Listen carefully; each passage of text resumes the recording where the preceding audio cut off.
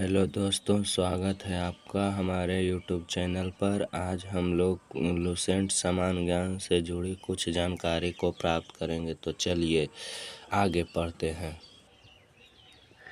तो हम देखते हैं कि यहाँ पर बताया गया है, आर्यों द्वारा खोजी गई धातु लोहा थी, जिसे श्यामयश कहा जाता था। तांबे को लोहितयश कहा जाता था। दोस्तों, हम जानते हैं कि जैसे हमारे देश जो हमारे भारत देश पर पहले आर्यों ने आक्रमण किया और फिर अपना यहाँ साम्राज्य बसा दिया। तब उनमें जो कुछ पढ़े लिखे लोग हुए, विद्वान लोग हुए, उनके द्वारा सबसे पहले लोहा धातु खोजा गया। अभी हम लोग लोहा कह के इसका उपयोग करते हैं, लेकिन आर्यों द्वारा इसे श्यामयश कहा जाता था। क्या कहा जाता था? श्यामयश। और फिर तांबा का खोज हुआ तो तांबे को लोहितयश कहा जाता था। यहाँ पर कंफ्यूजन वाला बात है, क्योंकि यहाँ लोहा को श्यामयश कहा जाता था तो और तांबे को लोहितयश कहा जाता था। तो इसको आपको याद रखना वाली बात है कि तांबे को लोहितयश कहा जाता है। किसको? तांबे को। और फिर जो व्यक्ति जो बड़े बड़े व्यापारी हुआ करते थे, दूर दूर तक व्यापार करने के लिए चले जाते थे। तो देखिए यहाँ मतलब बताया गया है कि व्यापार हेतु दूर दूर तक जाने वाले व्यक्ति को क्या कहा जाता था? पणी कहा जाता था। क्या कहा जाता था? पणी। और आजकल जैसे हमारे समय में तो है कि अभी तो बहुत मुद्रा के प्रचलन हो गया है, लेकिन उस समय लेन देन में वस्तु विनिमय प्रणाली प्रचलित थी।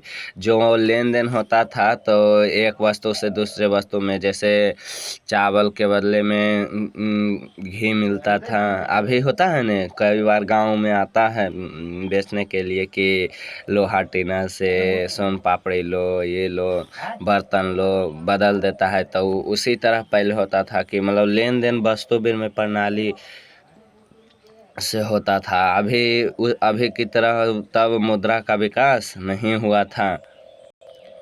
और यहाँ पर क्या बताया है, ऋण देकर ब्याज लेने वाले व्यक्ति को बैकनॉट, इसको याद रखने वाला बात है, बैकनॉट सूदखोर कहा जाता था। पहले होता था क्या कि अब पहले एक व्यक्ति, जैसे कोई अमीर व्यक्ति है, बड़े व्यापारी हैं, तो मतलब छोटे छोटे व्यक्तियों को, सीमांत किसानों या मजदूरों को अथी देता, ब्याज सूद ऋण देता था। क्या देता था? ऋण देता था। वस्तु ही ऋण देता था तो उसके बदले वो ब्याज लेता था। तो उसी को कहता है कि ऋण देकर ब्याज लेने वाले व्यक्ति को बैकनॉट। और देखिए अभी हम लोग जिसको सूदखोर कहते हैं उसी को बैकनॉट कहा जाता है। तो इसको भी याद रखिएगा। इसमें हर एक पॉइंट में एक बात याद रखने वाला चीज़ है। और यहाँ पर क्या बताया है, मनुष्य एवं देवताओं के बीच मध्यस्थ की भूमिका निभाने वाले देवता के रूप में अग्नि का पूजा किया जाता था। किसका? अभी भी किया जाता है। आप लोग देखते होंगे घर में पंडित जी पूजा करवाते होंगे, तब अग्नि हवन कुंड बनवाते हैं।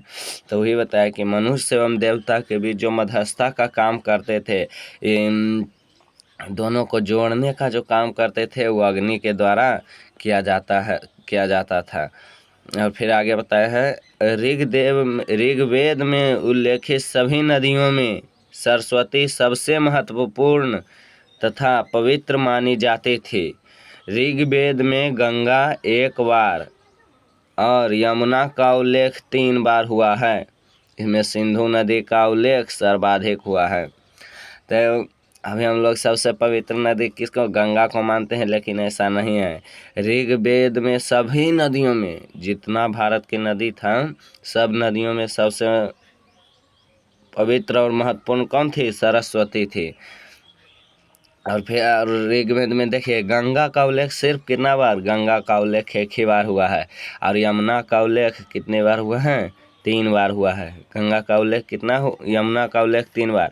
और सबसे ज़्यादा उल्लेख किसका हुआ है? तो सिंधु नदी का।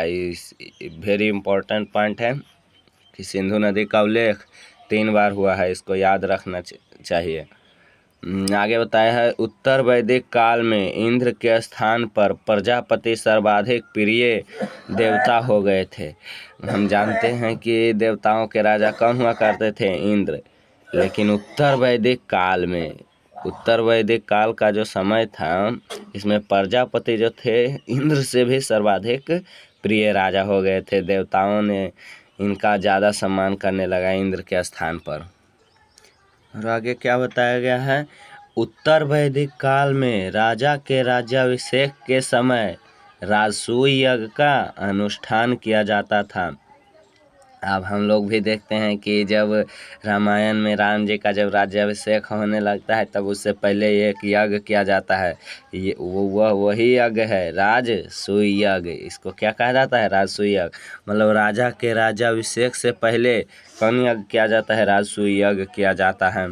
आगे बताया है, उत्तर वैदिक काल में वर्ण व्यवसाय की बजाय जन्म पर आधारित होने लगे थे। जैसे हम लोग 10th क्लास में भी पढ़े थे कि जो पहले वर्ण क्या होता है, आगे देखिए बताया है, उत्तर वैदिक काल में वर्ण व्यवसाय की बजाय जन्म के आधार पर निर्धारित होने लगे थे। हम लोग जानते हैं कि पहले के समय में वर्ण कितने प्रकार के थे, 4 थे, क्षत्रिय, ब्राह्मण, शूद्र और वैश्य थे। तो वर्ण इसी को मतलब वर्ण व्यवसाय मतलब रंग, वर्ण क्या होता है, रंग भेद कहा जाता था। तो जो पहले जो लोग जैसे काम करते थे उसको वैसा ही वर्ण को निर्धारित कर दिया जाता था। लेकिन उत्तर वैदिक काल में प्रारंभ हो गया क्या कि वर्ण व्यवसाय की वजह काम के करने से नहीं होता था।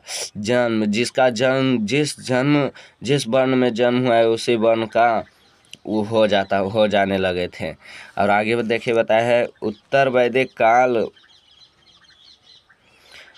वैदिक काल में हल को सिरा और हल रेखा को सीता कहा जाता है। तो आप लोग समझ गए होंगे, हल जो खेत जुताता है उसको सिरा कहा जाता है, उससे जो रेखा पर आता था उसको सीता कहा जाता था। आगे बताया है, उत्तर वैदिक काल में निष्क और शतमान मुद्रा की इकाइयाँ थी, लेकिन इस काल में किसी खास भार, आकृति और मूल्य के सिक्कों के प्रचलन का कोई प्रमाण नहीं मिलता है। उस समय जो था निष्क और शतमान ये 2 मुद्रा की इकाई थी।